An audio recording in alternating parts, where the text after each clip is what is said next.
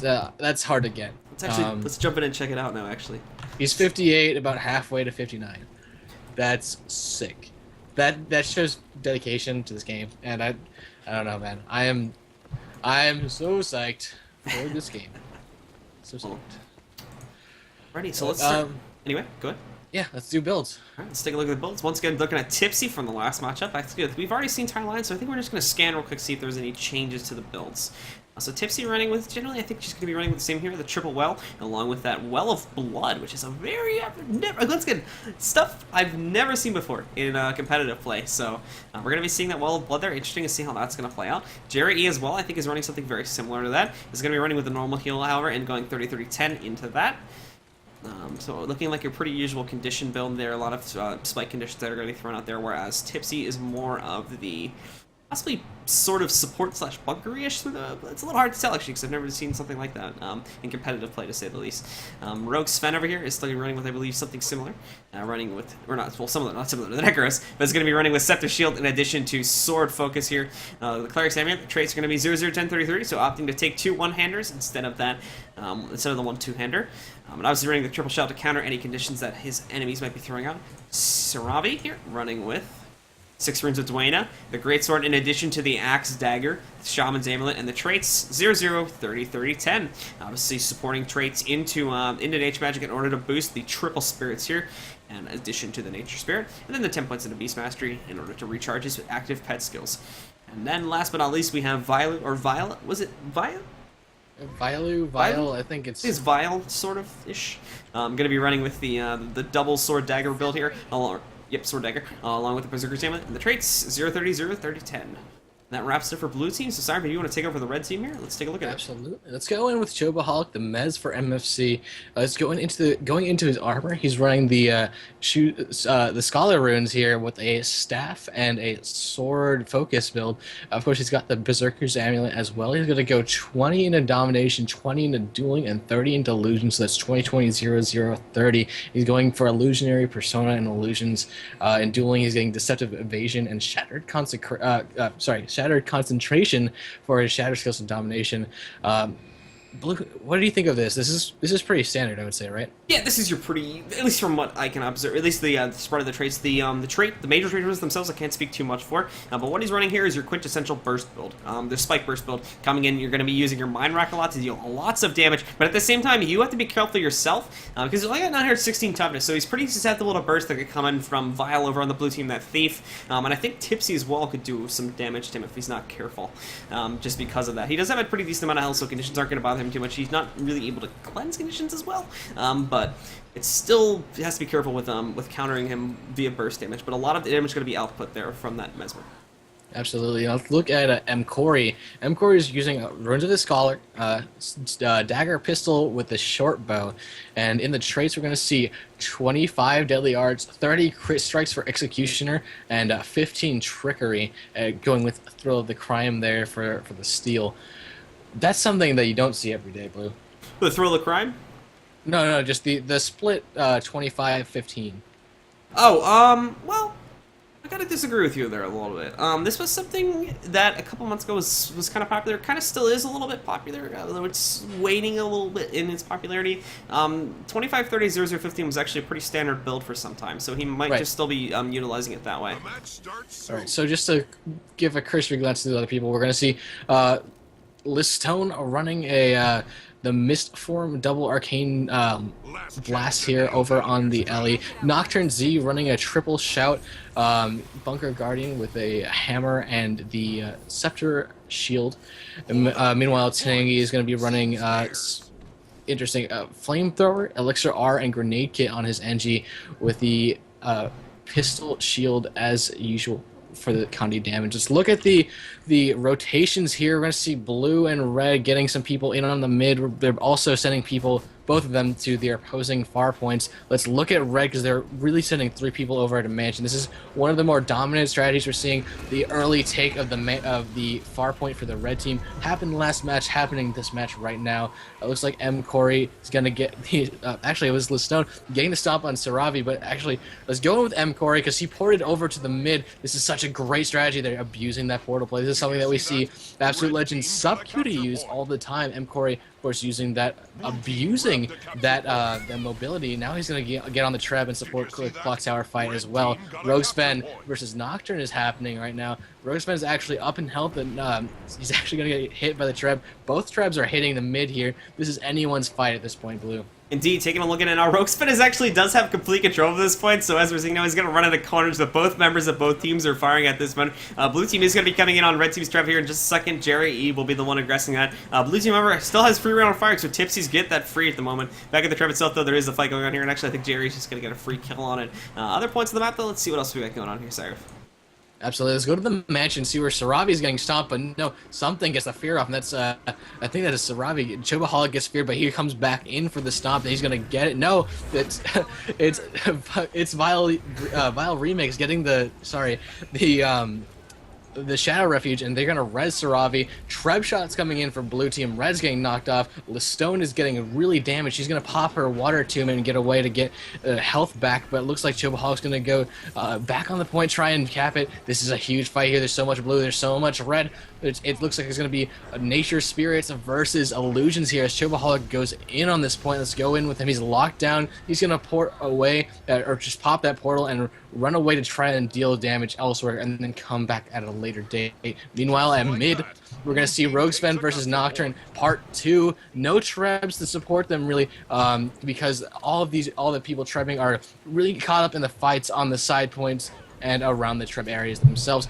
We're going to see Vile Remix come in to support Rogue Sven, but he's going to be chased down by Chobaholic. It's now 2v2 on this point, and I'm really interested to see what goes down with this bunker fight, because it's kind of just like two people wailing away at each other with foam swords at this point.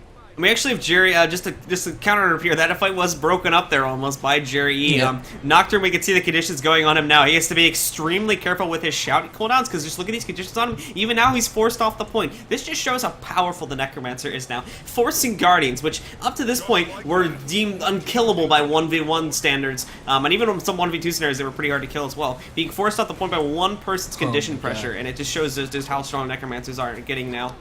So many people had to take down Jerry E there. Yeah. I don't know if you were watching him, but I was on his point of view, and just every condition, every skill was used to take Jerry E down, and that's how powerful Necros are. That's how important it is to get them down. Tipsy, dying on point here. He's going to get stomped by Nocturne if he doesn't do anything, and he does get stomped. Nocturne's going to take this point for red, or at least decap it very soon. The score is 133 to 105 in the favor of red team. Red team managing to keep that aggression on point. And let's go to Mansion, where Listone and Chobaholic are really pushing the Mansion points. So Ravi comes back to stay to keep the points in the blue team's hands here. Jerry E is here as well. Let's go in with Jerry. He's actually popping that Death Shroud, trying to get those skills off on the red team people here. And look, Listone is popping the Mist Form. He's trying to get away, but no, Jerry E says you're not having any of that, and he's just going to let the Drakehound deal with it. Actually, no, he's going to walk away and let that person res, I guess.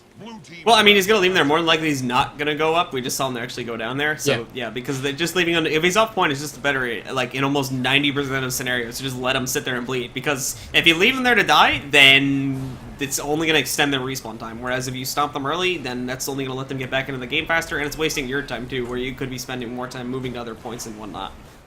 Absolutely.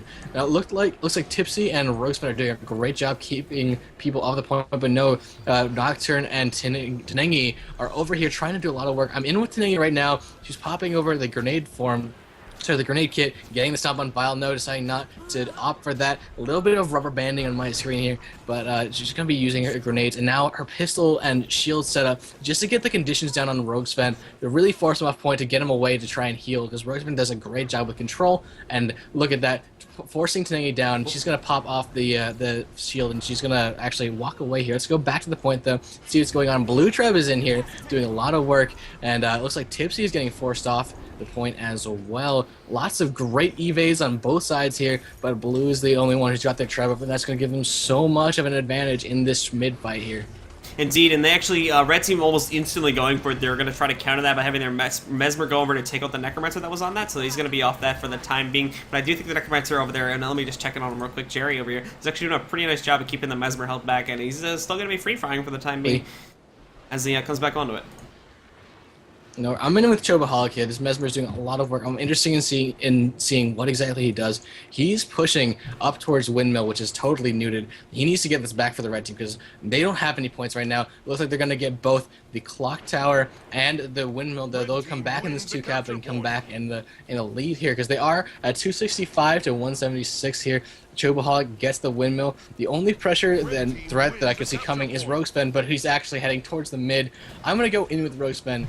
Just because he's a player who seems to know what he's doing when it comes to control. He's popping that Shield of Wrath here, and that's going to explode with a blast if he tries to do anything here on the mid. Nocturne, though, is going to do a great job at just keeping him off the point as well. And it looks like M. Corey is here to do DPS on the side, just to keep Rogue Spin from being a threat to Nocturne on the midpoint here, Blue. Indeed, taking a look at here, Roguespin's actually getting off the point now because Red Team controls it, so that's obviously going to be beneficial to him to get away from that. And I think he's going to be moving himself over here to the Windmill now, but unfortunately McCurry's not really going to be letting him do that, just getting all over Miro. Oh, actually, he does manage to pop that shelter there, so he's going to be surviving for the timing. But Roguespin might be coming to this fight a little bit too late here now, as their main Necromancer, pretty much their main damage force, Jerry, has been knocked out here, and Roguespin is extremely low, so there's not going to be much that he can tank. They do have Tingani down, so they might have a chance of getting this. However, Tingani was just brought up by the illusion of life, so unfortunately not really in the long run of things, not being the best choice, but at the same time, didn't really have much of a choice because he was being 2v1'd on mid anyway.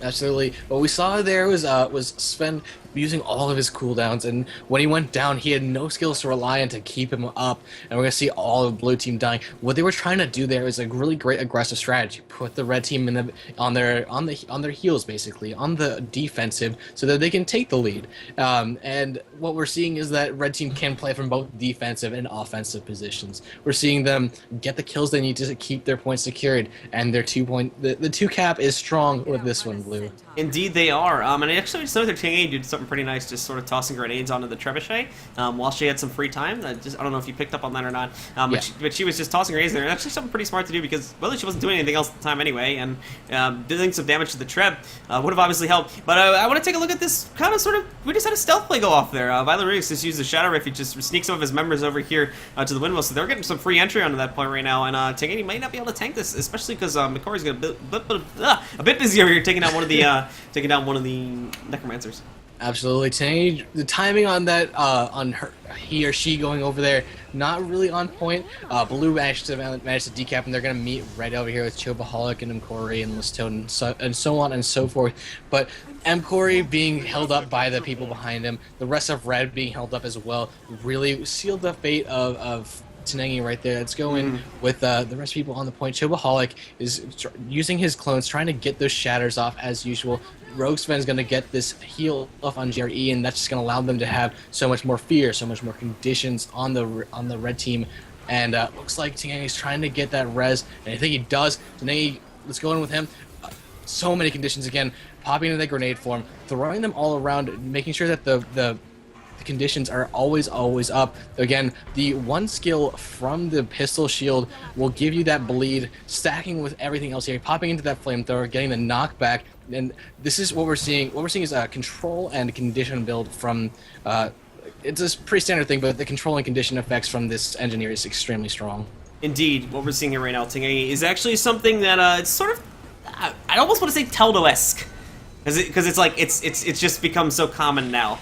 Now not to be confused. He is running grenades, which is something Teldo does not do as of right now. But it's definitely a point where a build which can be strong in terms of moving around the map, but just generally being a pain in the ass on other points, especially on side points. So it's a pretty strong build. It's a pretty utilitarian build as well with all the knockbacks. Doesn't have a big old bomb, but he does. So I think he's opted by taking grenade kit to go for a little bit more damage. But to say the least, it's a very good build that really a lot of teams could make use of. Absolutely. I think they totally should. But look at this. It's 490 points to 340. Red team has actually 2 points now. It's only a matter of seconds till red team wins this, and or actually might just be a kill. Zangy goes down. Liststone's going to go down, but there's the red team win. Indeed. Red team taking that first game there. They're gonna be up 1-0 in this set, and if they take the next one, well, they'll be winning this one. Blue team, however, I do think they have a chance to come up. This is probably one of the closer ones we've seen all day. Absolutely. So I do think the blue team does have a pretty good chance of coming back here on the far, especially with the addition of the other secondary mechanics that'll come into play. You know, this is, like you're saying, this is way closer than what we were seeing before. I think these teams are of about even skill, and that's what I love to see going into these later early matches. This is still the round of 8. The team that wins this match is going to go on to the round of 4, and of course the team that loses will drop down to the losers bracket and have to fight their way back from there. Now we're going to Temple. We're going to see a lot more play. This map is so different from Kylo. It's so different from Fire. Of course, again, you were saying Kylo's points stacked vertically, Fire's diagonally. This isn't a triangle shape. This is going to be such a different map for both of these teams, and what we're going to see is the abuse of mobility and the abuse of numbers games here. And I think that the fact that people will peel off and be sort of those roamers, like we saw from the engineer in the last game, it's gonna be it may either serve to help them or it might just hurt them in the end. So Blue, what do you think we're gonna be seeing in terms of a change in strategy from TIE Alliance? Okay, so TIE Alliance here, I think what we're going to be seeing, and if I was remembering correctly, when we saw them earlier today, did they go for the crossplay? The crossplay play? I'm not exactly sure. Okay, well, anyway, I think we're going to see TIE Alliance focalize on the side points a little bit more. And because of the comp they have, I think they'll be able to do that pretty nicely. Running with two Necromancers here is going to allow them control on smaller points if they can get them over there. And because of the fact that, at least if I'm remembering correctly, from the first match, they tended to focalize themselves a little bit more on these side points. I do think they have a pretty good chance this one, as well as having the Thief. This was a problem with the last team that was down in this as well. With Vilu, or Vile, I'm not sure how we pronounce his name. We're just going to call him Vile. But with Vile Remix here, having access to that sort of really quick, really high mobility burst that can go to possibly take the enemy team's boss, they might be able to sneak that around and get those 100-point boosts that they need to overcome themselves in any disadvantage that they may have in team fights. Absolutely. No, we are missing one player for the red team. I have just gone to use the bathroom for a moment.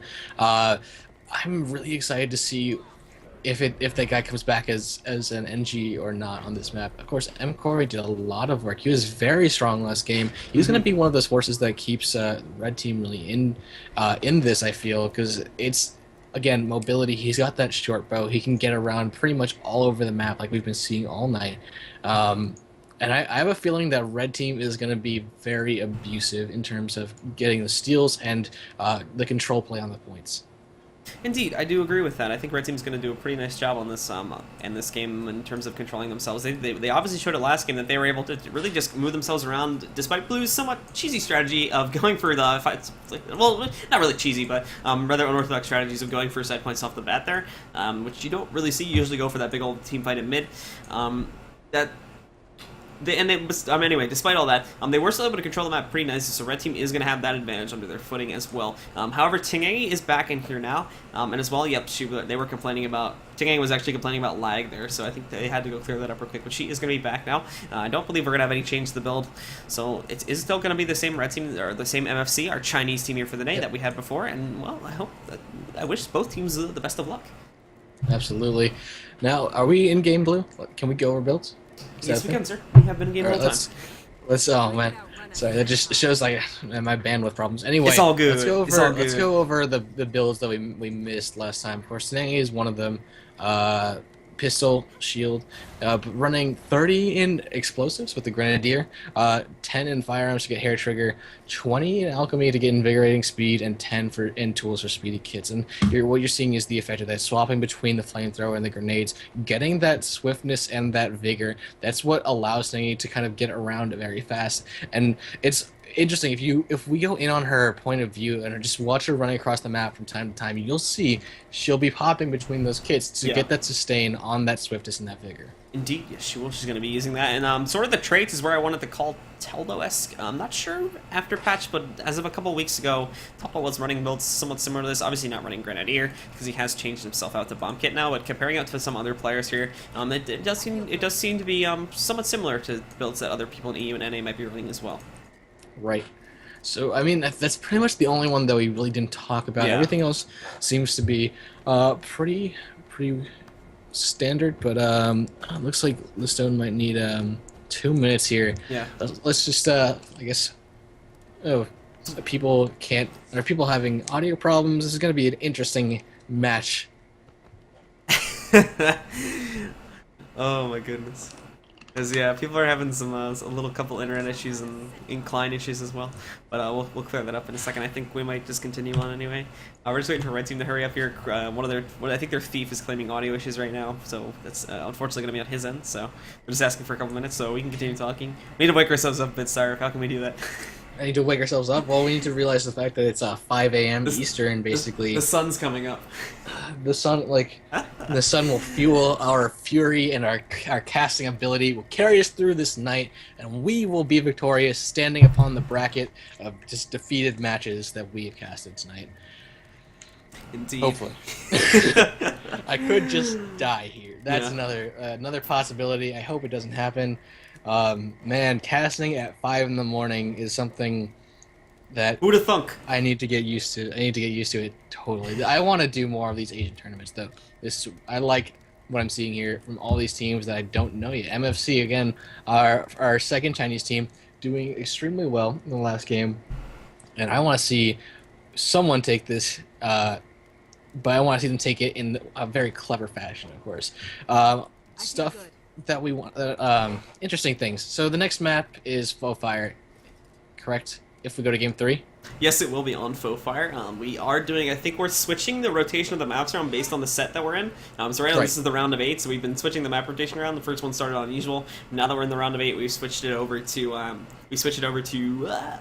my goodness, apologies. We switched over to Battle of Kylo as the first map, and I think the next round is going to start on Legacy, but our next map will be on Legacy, and that could be an interesting one if we do get to it. Absolutely. I totally, like, I predict something really interesting, something really hype happening within the first couple minutes of that map. Because we're seeing super aggressive strategies out of both teams here. Maybe like beginning Lord Rush, maybe something like that. But let's see if we can even get to game 3 here, Blue. Indeed, we're going to start it off here in about 10 seconds. Here we go. So we're going to be having swiftness buffs going on both sides. And actually, something to note as well is that blue team is not running an elementalist. They're not going to have access to that swiftness. They can get it for themselves, but because they don't have an elementalist, red team will be stacking swiftness, as you see there, but blue team doesn't have access to that. And again, from blue team, we are going to see that crossplay. Oh, here's the stealth. I think they see it, and they're actually going to engage here on the beach. This is a really great battle here. We're in with Jerry E, who's going to be the Necro, popping up all of those marks. And M. Corey and Shobaholic are the only sort of red people trapped here. The other red members managed to peel off and deal with the points. Red first to cap. They'll get the first to be the first to actually get points. Let's go in with Vile, though. Vile is so far ahead of his team. He's going to have to deal with Tanay. He's going to have to deal with Listone. And then also he's going to have to deal with what looks to be Nocturne up there. I know it was Nocturne. It was Shobaholic, who just pushed him back. And I mean, blue team is now on the point there, but there's just so much stuff happening. We're seeing Shobaholic mowing Tipsy. Tipsy is just not gonna be able to get on point there, but he's gonna have to disengage here, get up on top, so he can get to a safe point of view here. Let's go in with Listone here, who's doing lots of just in-your-face damage with that Scepter Dagger setup here. Rolling around, here comes the Phoenix, going to try and put in a lot of conditions, but no, he gets down. He's gonna misform into the portal. That's something I haven't seen in a while. And Shobaholic's gonna look at that. Yeah. Shobaholic follows Listone through the portal to get the res, and now they're back in the fight. Tinangi goes down. M. Corey is about to go down as well. Actually, M. Corey is dead. But I think there's just so much blue here. Red needs to disengage and focus somewhere else. Yeah, and it really shows how well that Ty is sort of manipulating the meta, and this is something I've really just thought of now, as a sort of thinking in my evil ways as you're speaking. But I think Ty is really trying to abuse the meta with what they're running here right now, because of the fact that they're running two Necromancers here. By going to the side point, not only are they going to force an awkward sort of fight for red team, because you really aren't ever expecting a 5v5 on far point, but because they're forcing that awkward fight and just having the two Necros there to just do the absolutely ridiculous condition damage that we've been seeing lately, is really going to act as a bonus. Absolutely, and of course Sarabi is sitting back on their home side. He's going to be like intercepting anyone who tries to come and get henge. Meanwhile, Rogue Sven is bunkering the point over here against Listone, Tenengi, and M-Corey. Tipsy is finally getting him back into here, as well as Jerry E. I think that Blue's going to be fine over here. This is going to be something that's really interesting. Using that, again, the double necro stuff, the conditions are ridiculous. Tipsy going down, but he's going to... Wait, will he get stomped by Listone out of this mist? And yes, he will. Now, Jerry E is the sole necro on this side with Sven, and they're low health. Blue team manages to take their chieftain kill, trying to get that gap widened, and it looks like let's go in with Vile. He's going to go up behind Keep, and he's going to try and mess with Nocturne over here on the red team. Let's see if Nocturne decides to pull... No, Vile decides, nah, it's not worth it. Let's go back to the fight. Then fight on mine. Now again, to sort of just interject there for a second, but I wanted to note as well that the timing that they used to kill their close point boss, that was actually pretty ingenious, because they took into consideration that, okay, we're gonna lose this far point, but it doesn't matter, because now we're gonna get this, because now what we're gonna do is we're gonna take our boss, we're gonna give ourselves 25 points, and that's gonna buy some extra time in order to keep our lead rolling there, in addition to having that 50 extra points if we decide to counter engage anywhere. But even now, this is really the example of excellent team play from Thai Alliance here. They're grouping themselves up, and now they're gonna use the Shadow Refuge once again. Red team might see this coming this time, as in all honesty, it does seem to be getting a little bit predictable, but they are going to be rushing in for mine once again using that Shadow Refuge. Absolutely. Now, red team is going to be... Well, they'll see it because it just now expired on the blue team. But Tenengi is here alone. Red team is now recalling all of their forces back to mine. They're going to manage a decap because Tenengi's going to get bursted down. Here comes the instantly. Stomp from somebody. I think it's Rogue Sven that gets it off first, and he will get the stomp. But here comes M-Corey and Nocturne. And he's going to try and push people back off the point, but to no avail, because they have some stability popped somewhere around here. Nocturne going to try and go in on Jerry E, who's been mowed by it looks to be by Chobaholic there. Let's go in with Chobaholic as he tries to force blue sort of off the point here and re-double cap for red. He's kind of playing the fringes, really letting his clones do the work for him. He's also in that the sword spec here, and that of course does more damage from the far away. He's gonna try and get the stomp on Tipsy. Does manage to do it. Sven popping that the trait knockback, and that's going to take another minute until it comes back. And Chobaholic is really just trying to come in and get the stomps on the fringes here, man. Let's go back to the point and see exactly what's going on as Listone and M-Corey are dealing with Sven, and Sven's going to go down. He gets locked down. M-Corey gets so much damage up on him, and this Dragon Tooth hits him. Let's go in with M-Corey here as he begins to like thief around, try and get those heals. He's not in that sword dagger for the 3, but there comes the miss stomp by Listone, and M-Corey is going to peel off and try and figure out where the blue team is right now. And they're going to do that the Shadow Refuge stuff again, man. Look, they're right by the beach. It's just a matter of time till the thief comes back and pops that skill for them. Yeah, like I said, I think it is kind of predictable though, because Tenengi now is coming over here. I think he knows this is happening. Yep, it's been scouted. So this sort of the whole plan has been ruined out, and I almost want to say Thai Alliance is sort of a one-trick pony here.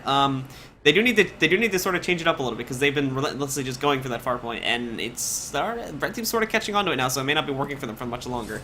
Even Absolutely. Now they're getting intercepted in this middle point. So not to say that it's not a valid strategy. I'm just saying that for red team, for MFC here, I think they have sort of caught on to it, and it might be getting a little bit predictable.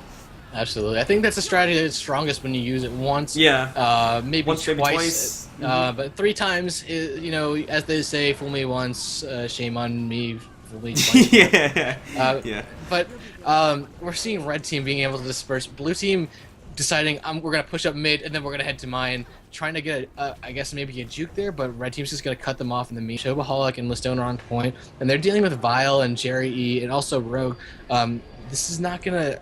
Actually, Listone goes down. Sven's going to get that. No, Listone pops that miss for him, and it looks like Spawnier and both champions here in the side points have been respawned here. Sven gets that stomp, and blue team's going to have the side point, man. Indeed they are. Blue team is going to be getting this now as they take this, so they are finally going to get this once more. So now the question is, and they did have a little bit of trouble with this the first time they took it as well, is how are they going to hold it? How are they going to execute it properly so they can hold it? Because now red team is coming back with a vengeance. They are going to be sending their Mesmer over here to the henge while the Ranger is taking down Chieftain. And I think the Ranger chose a pretty bad time. Obviously he couldn't control it, but the Ranger did choose a pretty unfortunate time to engage here, as now Cho is pretty much just going to get this point for free and is going to be flipping it up a bit. And with reinforcers piling in for the red team, they might lose their close point boss as well. And I think with that, Saravi's actually chosen to fall back from Chieftain to taking that into consideration. But Liststone's going to continue engaging it. Absolutely, Liststone's going to probably get it for the red team. Yes, this is going to create a bigger gap for the red team as they pull ahead 380 to 348 for the red team. Henge is still occupied by Chobaholic here as Saravi goes in. Saravi is getting low health though, and Chobaholic is still relatively full up there. Let's see what happens here as Chobaholic goes in, sort of this pet versus clone battle here.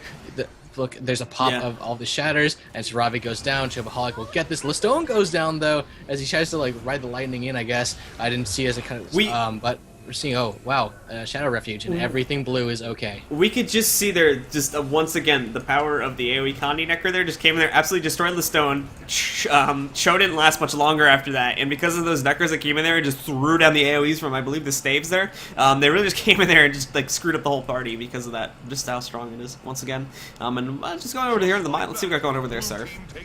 Absolutely. Mine is going to go to, actually, the winner of this fight between Rogue8 and Tenengi. Tenengi putting that pressure on Mine, really forcing Blue to realize, oh, we've got some pressure going on here. How do we react to it? And it looks like they're sending a majority of their people over to deal with it. Meanwhile, we're going to see Chobaholic is going to head back towards that henge point, but we're going to see that that Saravi is there in that back beach point, the beach path to get to henge, and Chobaholic is going to break off and assist in the fight over here on Mine. And so as it goes, the red team has managed to take Sven down, but you know, Listone did not manage to get the stomp. Jerry E is going to go in for the heal. Listone goes back in for the stomp one more time. There's the wall of light from Rogue8, and then oh no, he actually gets DPS down. Vile Remix popped that Shadow Refuge for pretty much nothing. Vile goes down, and this is going to be a Red's point momentarily. Red will have this no problem as soon as Tipsy goes down as well. And I think that's just going to be a matter of, there's a matter of time.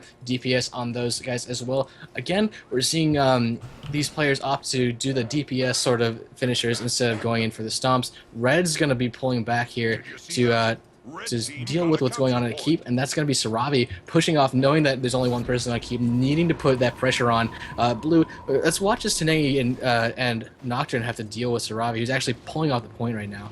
And I do think right here, it is actually going to be over now. So I think Red Team is pretty relaxed there. So Red Team's going to take that one. I believe that was their second win there. So with that, Red Team is going to be moving on. Unfortunately for Thai Alliance, they were doing pretty nice progress. They took out our only Aussie team before that. But unfortunately for them now, they are going to be bumped down into our losers bracket, where they will have one more chance to redeem themselves. Absolutely. Now, I think the next match, did they say what the next match was going to be? I think we're going to be moving down, and let me just double check it. We just did match C, so I think we're going to be moving down to E now, which is going to be Strange World taking on You'll Be Adjusted. You'll Be Adjusted as well came from the round of 10. So we're going to be seeing how You'll Be Adjusted plays against Strange World, which I think is our only Japanese team. Yeah. So we're going to get to see them play as well. So it should be a good match. Can't wait to see this. Of course, You'll Be Adjusted took on Phantom Family, and that was a very decisive match. Yeah. It was a 2-0, like everything else has been so far in this tournament. Let's see how Strange World deals with it. Of course, Thai Alliance is not out of here. They just have to deal with, well, they have to fight Phantom Family. And, Uh-oh. Oh, no. Oopsie daisy. Well, we lost Cyrif, guys. Well, Cyrif's gone. We'll probably get him back in about 3 to 4 minutes here. And yep, there he goes. Let me end this guy call. Sorry about that. There we go. Getting that for a minute there. And let me just go to my personal webcam. There we go, guys. Sorry about that. So anyway, we're going to be back in just a few minutes. I do apologize for that little disconnect there. But we're going to be back in just a couple seconds. We'll hopefully have Cyrif back with us with Strange World taking on You'll Be Adjusted. Stick around, guys. Once again, for those of you just joining us, I know we got a lot of EU people waking up and coming in here. This is the APAC Guild Wars 2 tournament, sponsored by Thermaltake. This is the first ever Asian Guild Wars 2 tournament, so we're all pretty excited to see how it goes down. Once again, I'm Blue. I'm joined today by Cyrif, who just disconnected, so he'll be right back in here, hopefully. And I will be right back, guys, so enjoy the music and stick around.